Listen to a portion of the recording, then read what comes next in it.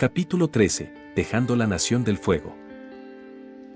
Tai Lang descansaba en la cálida familiaridad de su hogar, con el sutil aroma a incienso llenando la habitación. Al otro lado de la mesa, sus padres mantenían expresiones serias. El alivio inicial de ver a su hijo regresar ileso tras confrontar al Señor del Fuego se había desvanecido, dando paso a la fría realidad de su situación. El almirante Lang rompió el silencio con voz firme pero paternal, señalando que tras el Agni Kai, Tai ya no era un niño, sino un hombre que necesitaba definir un objetivo. Ante esa palabra, la mente de Tai divagó hacia su vida pasada, donde su única obsesión había sido convertirse en el guerrero dragón para enorgullecer a su padre. Aquella había sido una búsqueda ciega, pero le daba dirección. Ahora, sin embargo, sentía un vacío. Entrenaba por inercia y buscaba poder, pero sabía que ya estaba en la cima o muy cerca de ella, sin una meta real que lo llamara. Al notar el silencio de su hijo, el almirante sugirió que, dadas sus habilidades de combate y educación, lo lógico sería unirse al ejército, aunque dejó claro que podía quedarse en casa si no se sentía listo para la guerra. Talon meditó su respuesta y habló con calma, admitiendo que la guerra y el honor que ésta conllevaba no eran su vocación. No sabía cuál era su propósito ni su futuro, por lo que su deseo era viajar, explorar el mundo y desafiar a maestros, retomando el único camino que conocía y aprobaba de su vida anterior. Sus padres no mostraron sorpresa, conocían la obsesión de su hijo por mejorar y entendían que quisiera probarse contra oponentes dignos. El almirante sonrió y propuso una solución. Tai se uniría a su flota con el rango de capitán y tendría su propio barco. Esto le permitiría viajar y moverse libremente, aunque tendría que participar en escaramuzas cercanas para no deshonrar el esfuerzo de guerra. Su padre le advirtió con seriedad que la Nación del Fuego no toleraba el poder sin deber y le exigió estrictamente que no abusara de su posición para oprimir a otros. Tai asintió lentamente, aunque no le gustaba la idea de pelear por causas ajenas a su crecimiento personal, entendía que el poder y la obligación eran inseparables en su nación. Además, no deseaba repetir los errores de su pasado atacando a inocentes como hizo en el Valle de la Paz. El trato se cerró, tendría un barco listo en 3 días. Cuando Tai Lang salió de la habitación, su madre expresó su preocupación por la rapidez de la partida. El almirante suspiró y confesó que era lo mejor. Durante el duelo, había visto en Tai un lado lleno de orgullo, brutalidad y malicia. Estaba seguro de que su hijo habría ejecutado públicamente a Osai si él no se lo hubiera pedido. El padre temía que ese lado oscuro surgiera de nuevo ante cualquier provocación.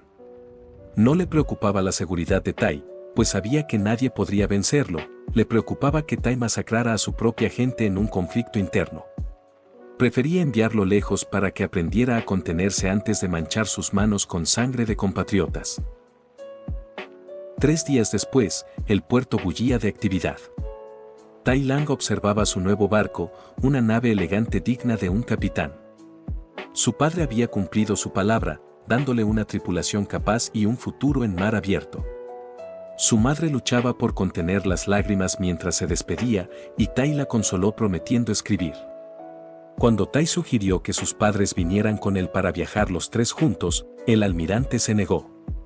Explicó que, ahora que Tai era oficialmente un enemigo político del Señor del Fuego, él debía quedarse en el consejo para vigilar a Osai y proteger a su hijo desde las sombras. Era su deber como padre quedarse atrás para contener el fuego mientras su hijo perseguía su destino.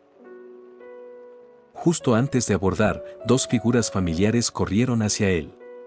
Eran Ta Li, saludando frenéticamente, y Mai, con su habitual indiferencia. Ta Li le reprochó entre sollozos que se fuera sin avisar, mientras Mai aseguraba secamente que no le importaba. Tai les aconsejó seguir entrenando y se despidió con una sonrisa. Tai Li lo abrazó fuerte, y aunque Mai insistió en que no lo extrañaría, cuando el barco zarpó, consoló a su amiga diciendo que Tai estaría bien porque ni siquiera el Señor del Fuego había podido con él. Desde el muelle, los padres de Tai observaban con una mezcla de dolor y orgullo cómo su hijo, que ya había superado todas las expectativas, iniciaba el siguiente capítulo de su viaje. Ya en mar abierto, Tai Lang miraba cómo la costa de la Nación del Fuego desaparecía en el horizonte, sintiendo por primera vez cierta nostalgia. El vicecapitán An, un hombre experimentado y de confianza asignado por el almirante, se presentó como su segundo al mando y consejero. Cuando An preguntó cuál sería el destino, Tai admitió no conocer el mundo exterior y decidió confiar en la guía de su subordinado. An sonrió con complicidad, asegurándole que no se arrepentiría. Con el viento impulsando las velas, el barco avanzó con propósito. Por primera vez en su vida, Tai Lang no se movía hacia una meta impuesta, sino hacia lo desconocido, en busca de encontrar su propio lugar en el mundo. Capítulo 14. La aldea costera Yanai. El primer desembarco tras dejar la Nación del Fuego fue silencioso. Tai Lang observaba desde la cubierta cómo el barco se deslizaba hacia la aldea costera Yanai, un asentamiento humilde del reino tierra desgastado por el tiempo. El vicecapitán An le explicó que la aldea llevaba 100 años bajo control de la Nación del Fuego y que solo se detendrían un día para reabastecerse. Al bajar a tierra, Tai Lang notó la pesada quietud y las miradas de los aldeanos, cargadas de miedo y resentimiento. A pesar de la supuesta prosperidad del comercio, el lugar parecía saqueado. Cuando Tai preguntó al respecto, An admitió con indiferencia que la mayoría de los pueblos controlados vivían así, suprimidos por soldados que los veían como seres inferiores. Tai Lang recordó el Valle de la Paz de su vida pasada, donde él mismo había aterrorizado a inocentes tras serle negado el rollo del dragón. Se sentía hipócrita al juzgar a los soldados cuando él había cometido actos similares o peores. Sus pensamientos se interrumpieron cuando se cruzó con un niño jugando en la tierra. La madre del pequeño corrió despavorida para protegerlo, temblando de puro terror ante la presencia de Tai. Aquella reacción exagerada confirmó que algo estaba muy mal. An comentó que muchos nobles intentaban arreglar estas injusticias al principio, pero terminaban rindiéndose y corrompiéndose.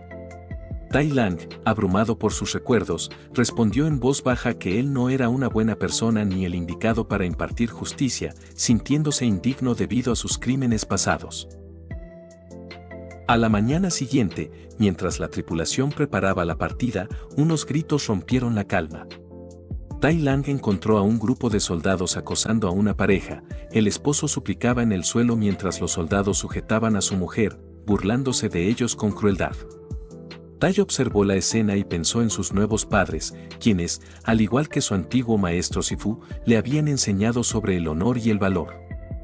Aunque sentía que había perdido el derecho a predicar esas virtudes, decidió que no deshonraría a su nueva familia ni repetiría los errores de su vida anterior. Con la mente clara, dio un paso al frente para intervenir. Tai Lang ordenó a los soldados detenerse, acusándolos de manchar el nombre de su nación.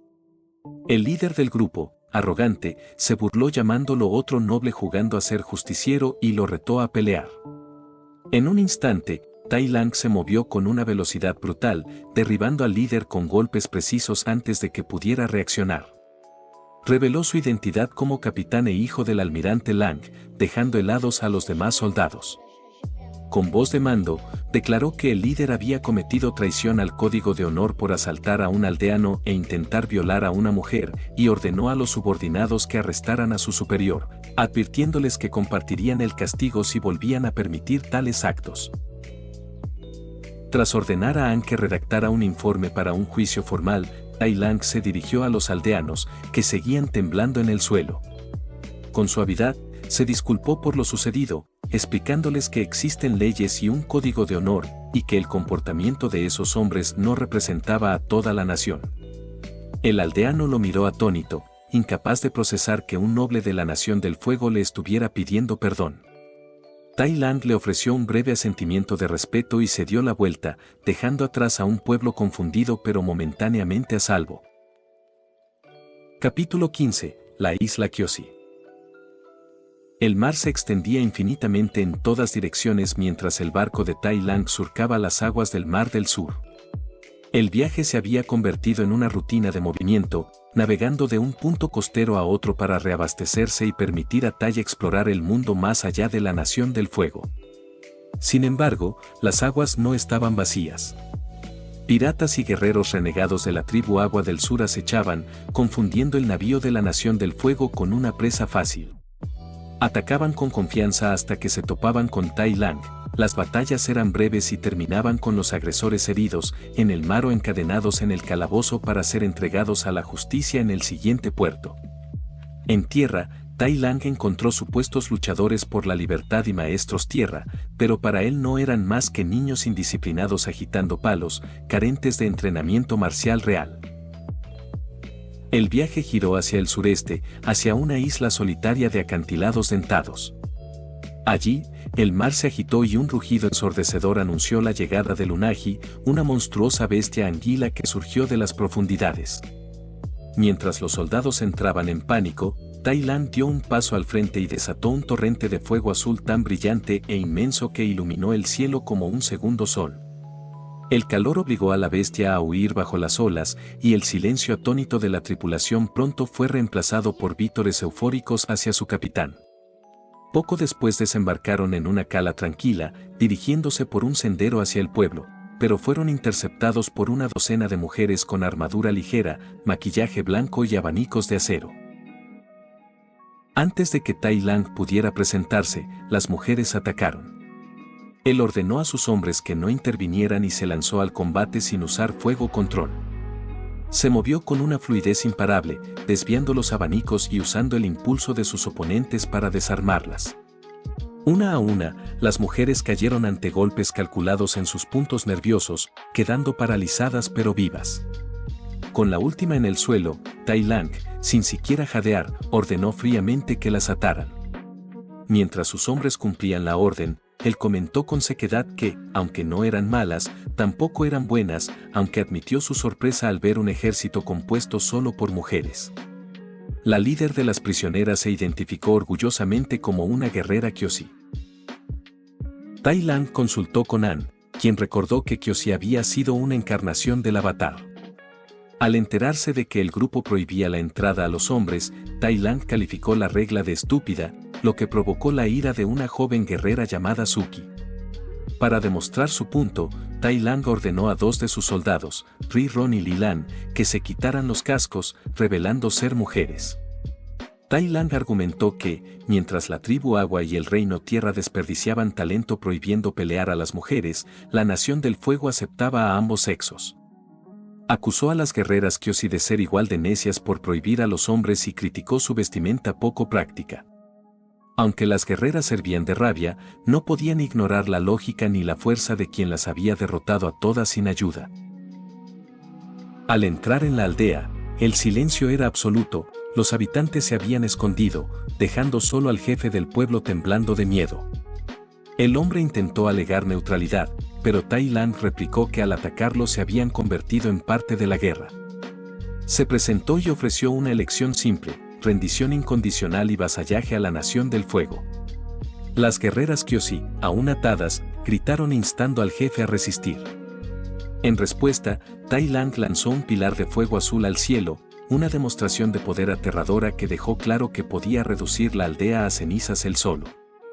Ante la promesa de que serían perdonados y podrían vivir en paz si no atacaban a futuras naves, el jefe, mirando a su pueblo aterrorizado y a las guerreras derrotadas, bajó la cabeza y aceptó someterse a la Nación del Fuego. Capítulo 16. Nada como en las historias.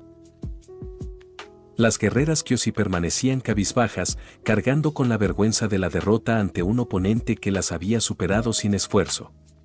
Tai Lang, sin mirar atrás, ordenó su liberación inmediata, asegurando que cumplirían su palabra de dejarlos en paz siempre que no volvieran a buscar pelea.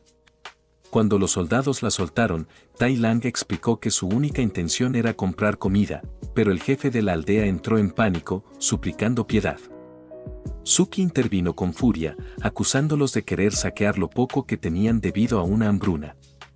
Tai Lang, lejos de enfadarse, preguntó si la escasez era real. Al confirmar que la aldea apenas podía alimentarse a sí misma, aceptó la negativa sin protestar y dio media vuelta, dejando a los aldeanos y guerreras atónitos ante un comportamiento que contradecía todas las historias sobre la crueldad de la Nación del Fuego. Ya lejos de la aldea, el vicecapitán An señaló la falta de suministros, sugiriendo sutilmente que, según la costumbre, podrían tomar lo que necesitaran por la fuerza. Tai Lang rechazó la idea de inmediato. Para él, robar y aterrorizar a aldeanos indefensos era deshonroso y contraproducente. Decidió que obtendrían su comida del mar, desestimando la amenaza del monstruo marino que Anne mencionó. Al llegar a la costa, el capitán se despojó de su armadura y se lanzó al agua solo, ordenando a su tripulación que preparara el barco para cargar lo que él capturara, mientras los aldeanos observaban desde la distancia, confundidos por la extraña conducta de esta tripulación. Horas más tarde, Anne y sus hombres regresaron a la plaza del pueblo arrastrando carros cargados con 3 enormes peces coy elefante. Explicaron que el capitán los había cazado él mismo y que el excedente era un regalo para la aldea. Mientras los soldados se retiraban, Anne defendió la bondad de Tai Lang ante sus propios hombres, comparando su honor con el del almirante Lang. En la aldea, el miedo dio paso a la incredulidad y la alegría por la comida inesperada. Aunque la líder de las Kyoshi sospechaba una trampa, las demás guerreras reconocían la aterradora realidad. Aquel joven era un monstruo capaz de vencerlas sin usar su inusual fuego azul y ahora, inexplicablemente, los estaba ayudando a sobrevivir. Al amanecer, las guerreras se dirigieron a la costa para agradecer el gesto y vigilar la partida de los extranjeros. Allí encontraron a Tai Lang entrenando, destrozando rocas sólidas con golpes limpios de sus puños y piernas sin usar fuego control. Al presenciar tal fuerza física, las chicas comprendieron con horror que el día anterior él se había contenido enormemente. Si las hubiera golpeado con esa intensidad, habría destrozado sus huesos. Suki, armándose de valor, le preguntó cómo había logrado pescar con el unagi acechando las aguas. Talon restó importancia al asunto, mencionando que simplemente habían repelido a la bestia el día anterior y anunció fríamente que zarparían en cuanto su tripulación estuviera lista. Mientras el barco de la Nación del Fuego se alejaba, las guerreras reflexionaban sobre la contradicción frente a ellas, soldados que no mataban, no robaban y regalaban comida a quienes los habían atacado primero. De repente, el mar estalló y el gigantesco unagi emergió rugiendo, listo para devorar la nave. Las chicas se tensaron horrorizadas, pero antes de que la bestia pudiera atacar, un rayo de electricidad azul salió disparado desde el barco con una potencia antinatural, fulminando al monstruo al instante y dejándolo sin vida sobre las olas. Suki y sus compañeras quedaron heladas al presenciar tal nivel de poder, tragando saliva al comprender que si ese capitán hubiera querido ser el villano de las historias, su aldea ya habría sido reducida a cenizas. Capítulo 17. El mensajero de las coles. La provincia de Tusen se extendía como un tranquilo mosaico verde en los mapas del Reino Tierra, una región de tamaño medio al sureste de Omasu, famosa por sus bosques y llanuras agrícolas que alimentaban a miles. Para aquellos que buscaban guerra y drama, Tusen parecía insultantemente ordinaria, pero para los amantes de la tierra y la semilla, lo era todo. Tai Lang y su tripulación llegaron navegando por un río estrecho al sur de la isla Kyoshi, deslizando su barco en la provincia con cuidado. Al desembarcar, el vicecapitán An explicó que la ciudad de Tusen había sido conquistada hacía 90 años y que, desde entonces, no había existido una rebelión real. Sus habitantes eran granjeros pacíficos que nunca habían empuñado un arma, incluso antes de que comenzara la guerra. Cuando Tai Lang preguntó si había algo especial en el lugar, An admitió que era una de las zonas más aburridas, salvo por el bosque cercano, conocido como un bosque de espíritus donde la gente temía entrar. Aunque An dudaba de la existencia de tales espíritus, mencionó con tono de advertencia y burla que recientemente unos soldados de la Nación del Fuego habían sido atacados allí y despojados de todo excepto su ropa interior, sospechando que era obra de bandidos y no de entidades sobrenaturales. La conversación se cortó abruptamente con un alarido que desgarró el aire. Mis coles. Tai Lang y An se volvieron hacia el alboroto para encontrar a un mercader del Reino Tierra llorando desconsolado sobre un montón de verduras aplastadas en la plaza. Junto al desastre, un hombre despreocupado observaba cómo su oveja koala masticaba felizmente los restos, restándole importancia al asunto. El mercader, fuera de sí por el dolor y la furia, parecía a punto de atacar al dueño del animal. An intervino rápidamente llamando al mercader por su nombre, Kai, pidiéndole calma. Al reconocer a An, la ira de Kai se transformó en una petición de justicia extrema, exigiendo que decapitaran al dueño de la oveja por el crimen contra sus coles. El acusado, atónito y asustado ante tal locura, balbuceó que el hombre estaba demente. Talon, observando con divertido interés, se acercó y dictaminó que la muerte era un castigo excesivo, pero ordenó al dueño que pagara el precio de la mercancía arruinada o enfrentaría castigos físicos. El hombre pagó a regañadientes y huyó, dejando a un Kai aún resentido que murmuraba que, para alguien como él, una col valía más que una vida humana. An suspiró ante la obsesión de Kai, y ante la curiosidad de Tai Lang, explicó que aunque no eran amigos cercanos, Kai era un conocido del almirante Lang. Al escuchar el nombre del padre de Tai, el rostro de Kai se iluminó como si hubiera sido golpeado por un rayo y reveló que tenía información importante. Se retiraron a un rincón apartado donde Kai, bajando la voz, confesó que el bosque cercano estaba lleno de desertores y traidores de la Nación del Fuego, responsables de los ataques a los soldados, y estimó que eran poco más de 20. Tai Lang decidió investigar el asunto, pero antes confrontó a Kai, señalando que al ser un ciudadano del Reino Tierra que pasaba información al enemigo, él también era un traidor. Kai reaccionó con indignación, negando la acusación y alegando que el Reino Tierra lo había traicionado a él primero. Con lágrimas en los ojos y los puños apretados, relató cómo durante años había sufrido la destrucción de sus amadas coles mientras su propia gente se reía de él y le negaba justicia. Solo la Nación del Fuego, a través de hombres como el almirante y ahora Tai Lang, había defendido sus verduras.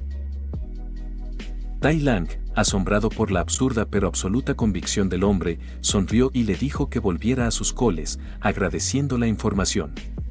Cuando Kai se marchó haciendo una reverencia extraña pero sincera, An estalló en carcajadas, comentando que la expresión de incredulidad de Tai no tenía precio. An explicó que, aunque Kai parecía un loco, su información siempre era precisa, tanto que el almirante Lang lo llamaba en broma el maestro de las coles, Cabbage Bander, el mejor espía del mundo.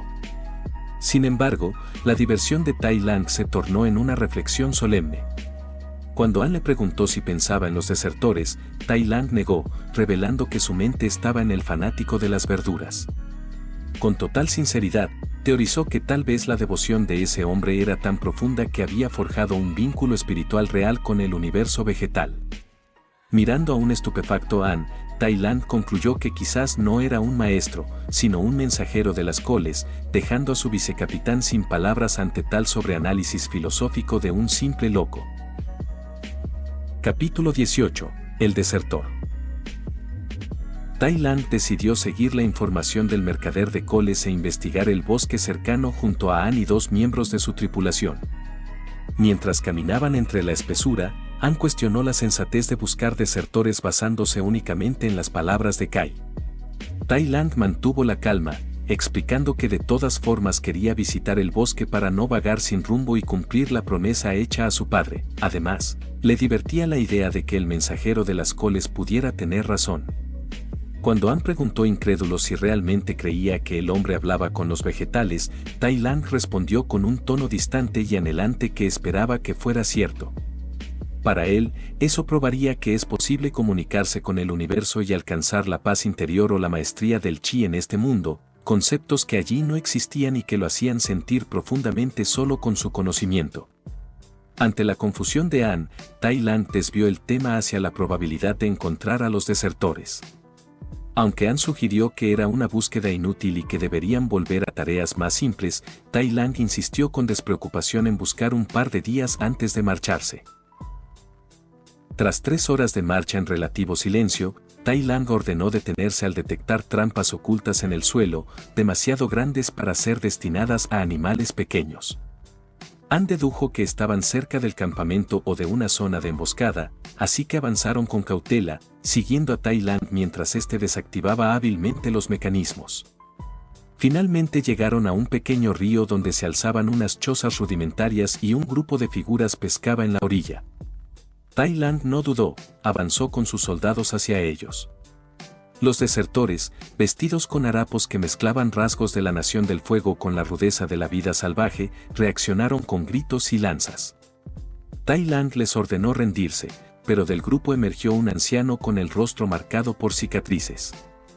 El hombre, con mirada grave, lamentó que la locura de la guerra hubiera llegado al punto de enviar niños a pelear. Tai Lang replicó que era un caso especial y reiteró la orden de rendición, pero el anciano sonrió con amargura, llamándolo arrogante e indisciplinado. Esas palabras golpearon a Tai Lang más fuerte que cualquier ataque físico. La mención de la disciplina y la arrogancia evocó dolorosamente los recuerdos de Sifu y sus implacables enseñanzas. Por un momento, Tai Lang dudó, preguntándose si estaba subestimando a sus oponentes y repitiendo los errores de su vida pasada. Ese pensamiento trajo consigo una ira fría dirigida hacia sí mismo. Endureciendo su postura, declaró que pelearía sin contenerse.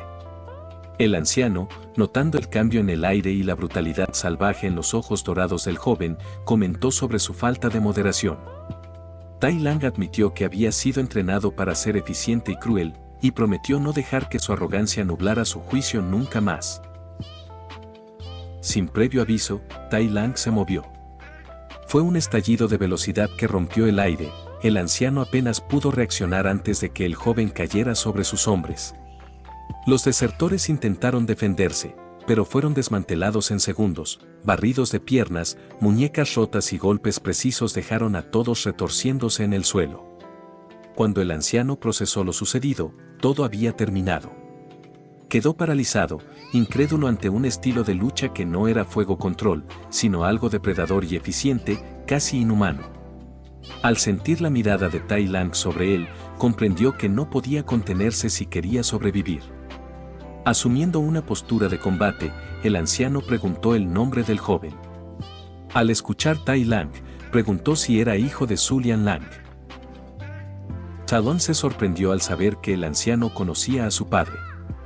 El hombre asintió y reveló su identidad. Era Jeon Jeon, un exalmirante de la Nación del Fuego, el primer desertor de la historia, y quien había sido el maestro de fuego control del padre de Tai. Explicó que Julian Mon había considerado su deserción como una traición imperdonable.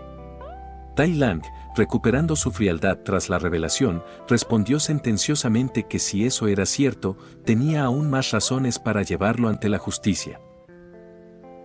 Capítulo 19. Un acto no borra años de favores. Jeon Jeon se mantuvo firme ante la hostilidad de Tai Lang, preguntando por qué el joven actuaba con tanta frialdad.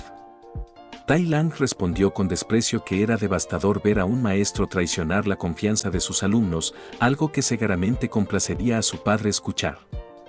Jeon Jeon negó haber traicionado a nadie, argumentando que abandonó la Nación del Fuego porque su conciencia no le permitía presenciar más destrucción. Tai Lang, implacable, le recordó que podría haberse retirado, pero el anciano insistió en que eso no bastaba para redimirse. Para Tai Lang, las razones no importaban, la herida de la traición era algo que conocía demasiado bien y que encendía su furia. Decidido, se lanzó al ataque, pero Jeon Jeon reaccionó al instante, invocando un muro de fuego desde el suelo que obligó al joven a retroceder. Al ver a Tai Lang cortar las llamas con su propio fuego azul, el maestro expresó sorpresa ante tal talento y cuestionó por qué no lo usaba como arma principal. Tai Lang respondió fríamente que prefería sus artes marciales, pues representaban su esencia, lo que dejó al anciano intrigado ante tal rareza. El combate se intensificó. Tai Lang esquivó una andanada de bolas de fuego con gracia fluida, pero Jeon Jeon demostró su experiencia manipulando el entorno. Las llamas previas se unieron para formar un tornado rugiente que atrapó a Tai Lang. El joven rompió la tormenta con su fuego azul, solo para descubrir que su oponente había desaparecido entre el humo. Al girarse, encontró a Jeon Jeon emergiendo de las llamas para lanzar un ataque masivo. Sus fuegos chocaron, y el maestro reprendió a Tai Lang, advirtiéndole que su falta de contención y su dependencia excesiva de los puños, relegando el fuego a un segundo plano, le impedían ser un verdadero maestro. Aunque Tai Lang defendía su identidad marcial, reconoció la verdad en las palabras del anciano. A diferencia de Osai, que peleaba con fuerza bruta, Jeon Jeon usaba estrategia. Decidido a ganar, Tai Lang copió la táctica de su rival, levantando un muro de fuego azul tras el anciano para cortarle la retirada. La calma de Jeon Jeon se transformó en pánico cuando Tai Lang desató ola tras ola de fuego azul, abrumándolo con un poder que apenas podía resistir. Mientras su ropa se quemaba y el bosque amenazaba con consumirse, el maestro gritó pidiendo contención para evitar un desastre. Talon apareció a su lado, usando el fuego como velo tal como el anciano había hecho antes, y aseguró fríamente que el bosque no ardería. Antes de que Jeon pudiera reaccionar, Tai Lang golpeó sus puntos de chi con precisión devastadora, derribando al legendario desertor en segundos. Mientras el fuego se extinguía bajo el control del joven, Tai Lang ordenó encadenar a los prisioneros y llevarlos de vuelta a la ciudad. Esa noche, el vicecapitán An entró sigilosamente en la celda de Jeon. Con una sonrisa nerviosa, liberó a su antiguo maestro y a sus hombres, advirtiéndoles que escaparan antes de que su aterrador capitán despertara. An confesó que estaba dispuesto a arriesgarse por la deuda que tenía con él, recordando cómo Jeon lo había guiado en el pasado. Tras despedirse y desear no volver a cruzarse, An suspiró aliviado al verlos desaparecer en la oscuridad, pero se congeló al encontrar a Tai Lang observándolo fríamente. An intentó disimular, pero Tai Lang exigió explicaciones, revelando que había escuchado todo y cuestionando si no sentía ira por la traición del maestro. An admitió su enojo inicial, pero explicó que un solo acto no borraba años de favores y enseñanzas que les habían permitido sobrevivir a la guerra. Tai Lang, impactado al saber que su propio padre había hecho lo mismo años atrás, sintió el peso de su propia mezquindad comparada con la nobleza de An y su padre. Recordando cómo él había odiado a Sifu por una sola traición, se sintió pequeño e indigno. Sin decir más, Tai Lang se dio la vuelta y, en lugar de castigar a An por traición, declaró que los prisioneros habían escapado por el descuido del vicecapitán, condenándolos simplemente a supervisar el reabastecimiento al día siguiente. An, comprendiendo el gesto, sonrió aliviado. Capítulo 20. Reunión de guerra. El barco de Tai Lang cortó las olas hacia una gran fortaleza militar en la costa continental, hogar de casi 1000 soldados bajo el mando del general Sinu, un líder pragmático y veterano. Para sorpresa de Tai Lang, apenas atracaron, él y An fueron convocados de inmediato a un consejo de guerra. Al entrar en la sala de estrategia, Tai notó la hostilidad en la mirada de Sinu, un hombre de cabello gris y autoridad evidente. El general no perdió tiempo en mostrar su desdén, mencionando la infamia de Tai Lang y burlándose de su capacidad para combatir enemigos reales en lugar de desafiar a superiores o vagar sin rumbo. Sin dejarse amedrentar, Tai Lang exigió saber el motivo de la reunión. Sinu señaló el mapa y explicó la crisis. Un batallón de 10.000 soldados había sido emboscado en la cordillera de Saofu por el rey Bumi de Omazu. La mitad había muerto y el resto estaba atrapado, rodeado por el ejército de élite de tierra. Ante la confusión de Tai Lang sobre cómo 3.000 enemigos podían dominar a tantos, un oficial aclaró que Bumi, de 110 años, era considerado el maestro tierra más fuerte y un estratega brillante que había forzado a las tropas a una trampa mortal. Cuando Tai Lang sugirió lo obvio, ir a rescatar a los supervivientes, la respuesta de Sinu fue fría y calculadora. Prefería sacrificarlos para ganar tiempo y proteger la fortaleza antes que arriesgarse a una batalla perdida. Indignado, Tai Lang miró a los demás oficiales y los desafió a buscar una solución alternativa en lugar de asentir ante la traición de miles de sus propios hombres, pero solo encontró silencio y miradas evasivas. Sinu, furioso por la insubordinación, declaró su decisión como final y amenazó a Tai con la prisión y el deshonor si continuaba sembrando dudas entre sus hombres, recordándole con arrogancia que su deber era obedecer y no cuestionar, advirtiéndole que no deshonrara a su padre. Algo se rompió dentro de Tai Lang.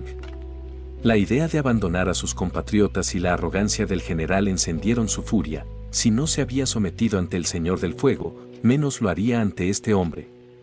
Caminó deliberadamente hacia Sinu y, tras cuestionar su audacia con voz gélida, respondió a los gritos del general con una ráfaga de golpes brutales y veloces. Sinu voló contra la pared de metal y cayó inconsciente antes de que nadie pudiera reaccionar, dejando la sala sumida en un asombrado silencio.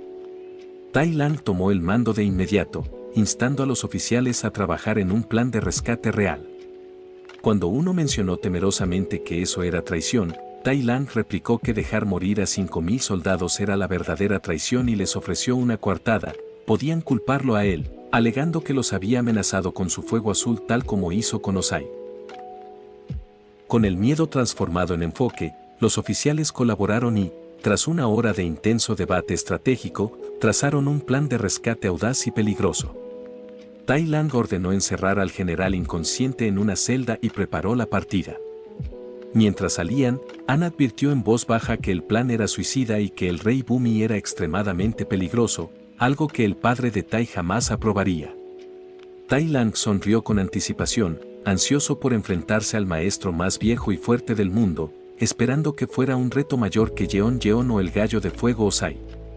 An suspiró resignado y fue a informar a la tripulación, mientras Tai Lang miraba hacia el norte, aceptando que, aunque no amaba la guerra, esta sería su primera participación real para no fallarle a su padre en esta nueva vida.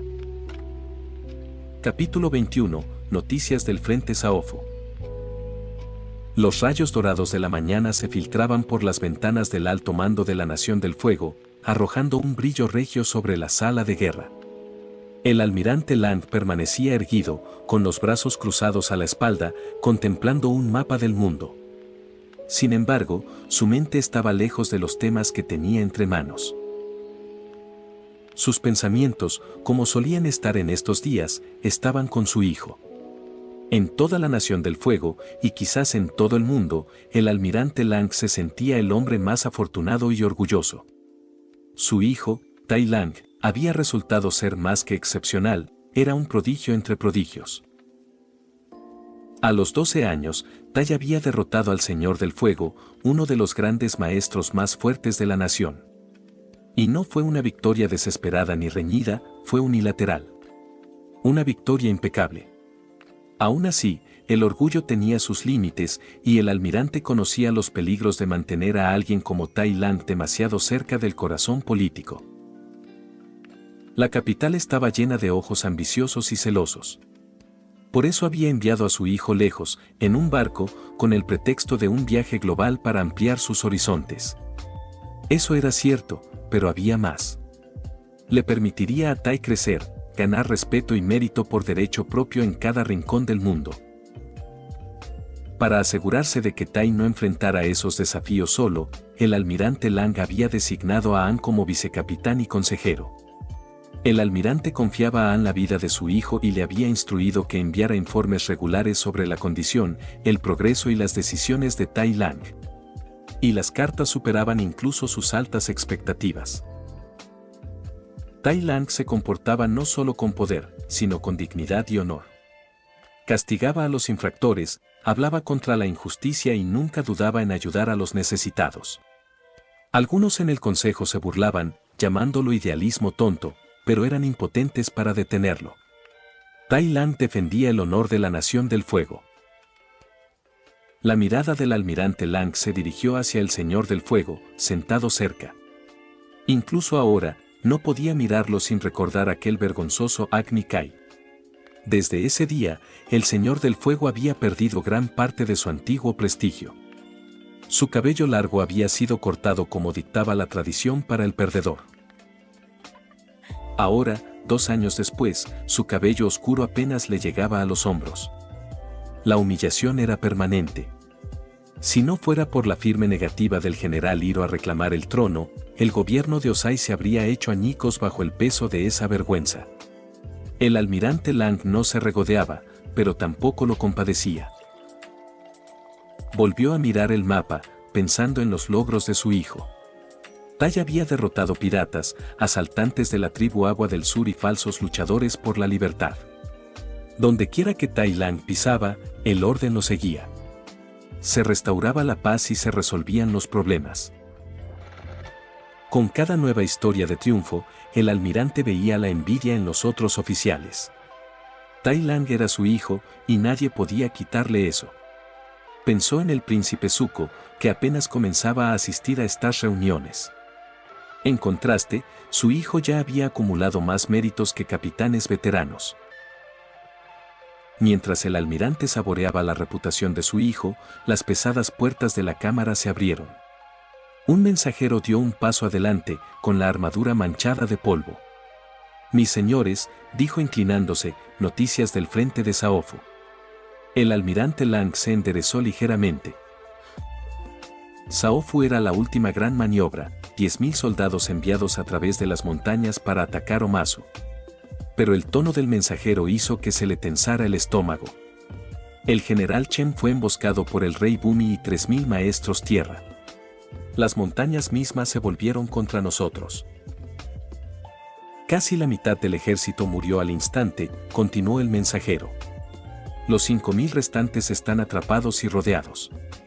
El rey Bumi decidió tomarse su tiempo para matarlos lentamente sin arriesgar sus propias fuerzas. Jadeos y murmullos llenaron la sala. Era una pérdida asombrosa. Con un rugido de llamas, la cortina de fuego frente al Señor del Fuego se alzó.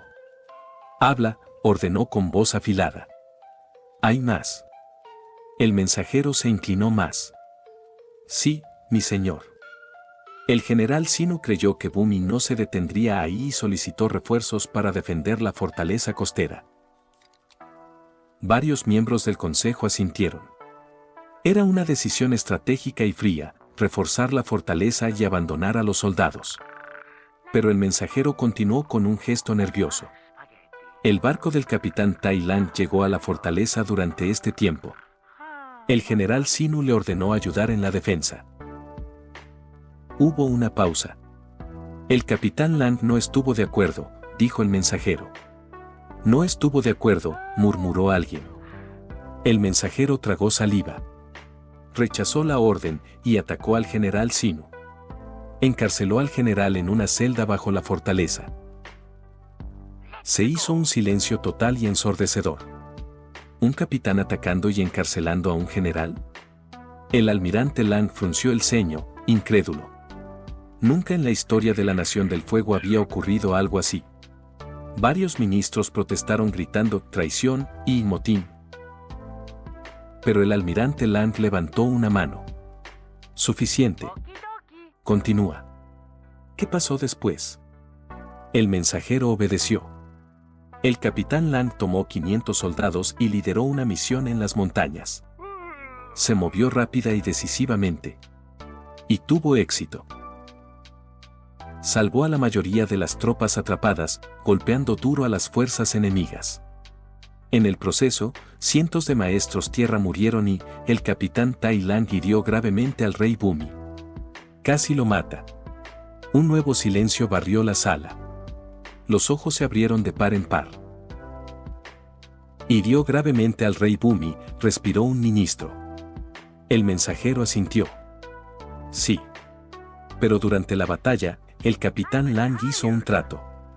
Para asegurar la retirada segura de nuestros soldados, acordó perdonar la vida del rey Bumi y prometió que nunca participaría personalmente en otro ataque contra Omazu. La audiencia estaba atónita. El propio almirante Lang sentía una mezcla de asombro e incredulidad. ¿Hacer un trato en batalla? ¿Perdonar al rey legendario? Y frente a probabilidades imposibles, había salvado a miles. Tras un momento, el general Hiro habló. ¿Hay algo más? El mensajero asintió. Sí, general. El capitán Lang se niega a liberar al general Sinu. Ha solicitado que el general sea juzgado por traición. Una tercera ola de silencio golpeó la cámara. Primero golpeó a un general, luego lo encarceló y ahora quería que lo juzgaran. La audacia era increíble. Pero entonces, uno por uno, recordaron al niño de 12 años humillando al Señor del Fuego en el Agni Kai. De repente, nada de eso parecía fuera de lugar. Era simplemente Tai Lang. Capítulo 22. Propuestas. Habían pasado 2 años desde el Agni Kai que sacudió a la Nación del Fuego. 2 años desde que el Señor del Fuego había sido puesto de rodillas por un niño. Y ahora, ese nombre resonaba una vez más, pronunciado con asombro y admiración. Esta vez, el chico no solo había desafiado a un rey, sino a un sistema. Había desobedecido órdenes directas y marchado hacia una trampa mortal para rescatar a miles de soldados. Y contra todo pronóstico, tuvo éxito. Ahora lo llamaban héroe de guerra. Un soldado honorable que ponía a sus camaradas por encima de la política. Las cartas llegaban a la capital, no de nobles, sino de madres, padres y esposas. Muchas de esas cartas llegaron a la casa del almirante Lang. Llenaron la casa de un orgullo silencioso y abrumador. Y hoy, después de 2 largos años, él volvía a casa. En los muelles, el almirante Lang permanecía sereno, pero con los ojos llenos de alegría. A su lado, su esposa apenas ocultaba su emoción. En el momento en que vio llegar el barco, contuvo el aliento. El barco atracó y bajó la pasarela. Y entonces, apareció él. Tai Lang.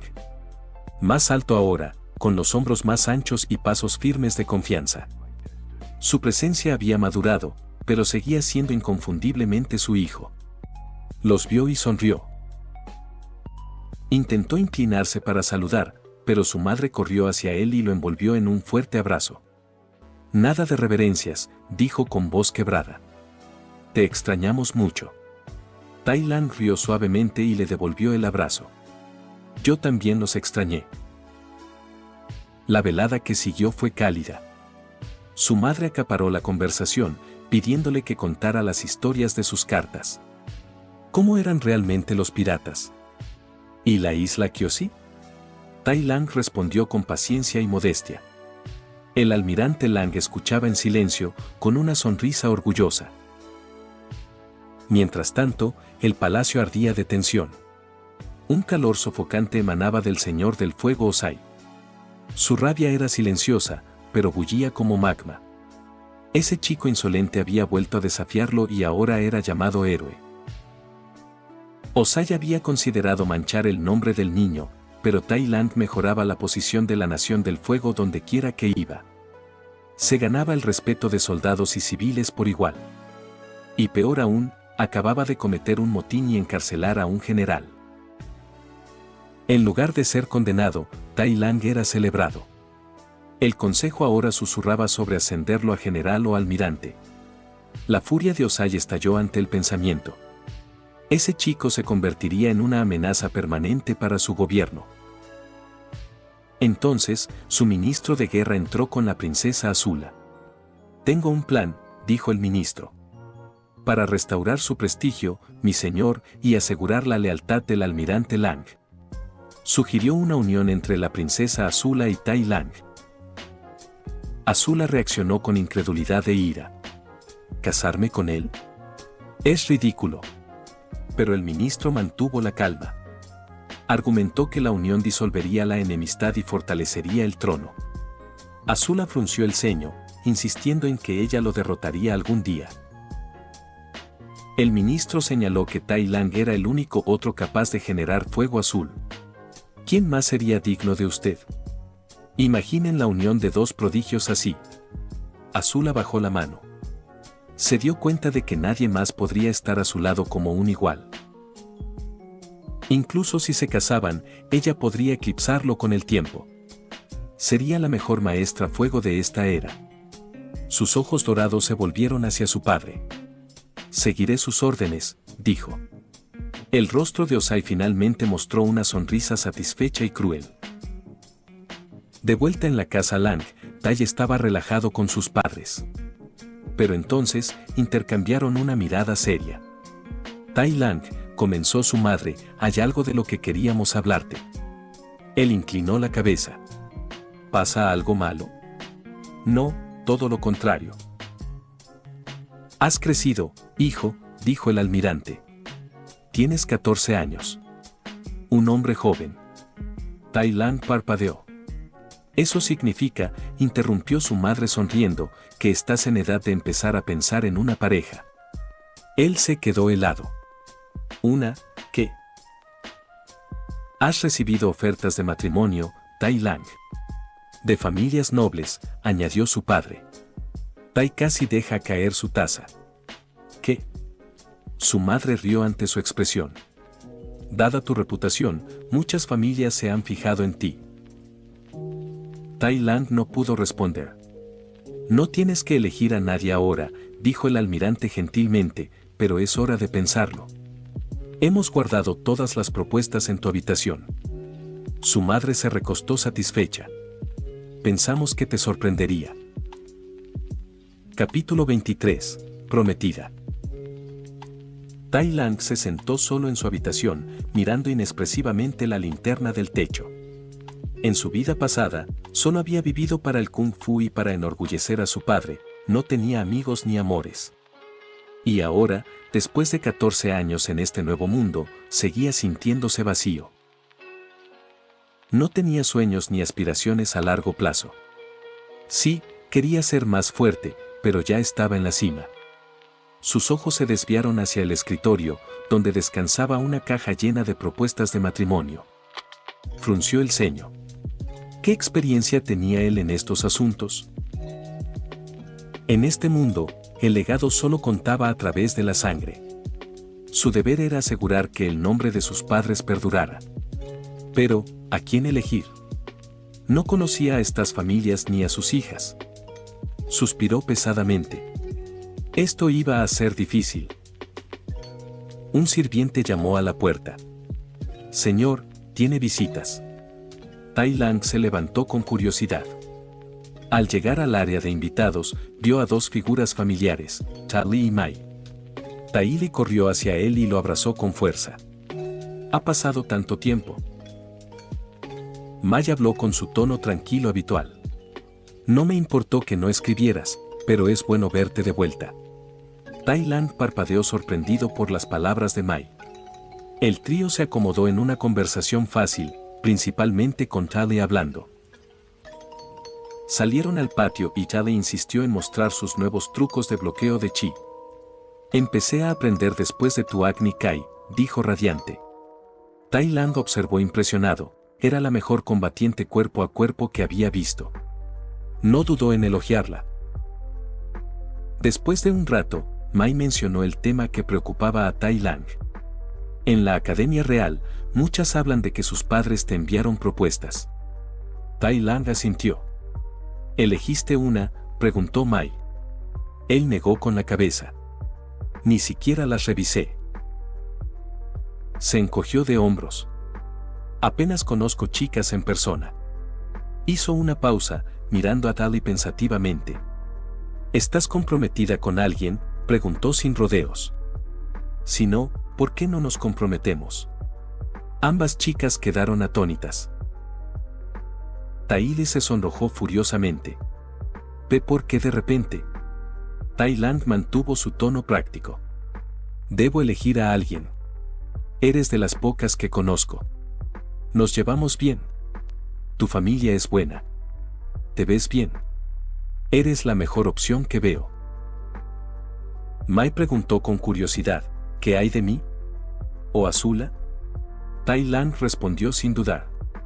Tu personalidad es muy diferente a la mía. Y Azula me desagrada. Tai Li es indudablemente la mejor opción.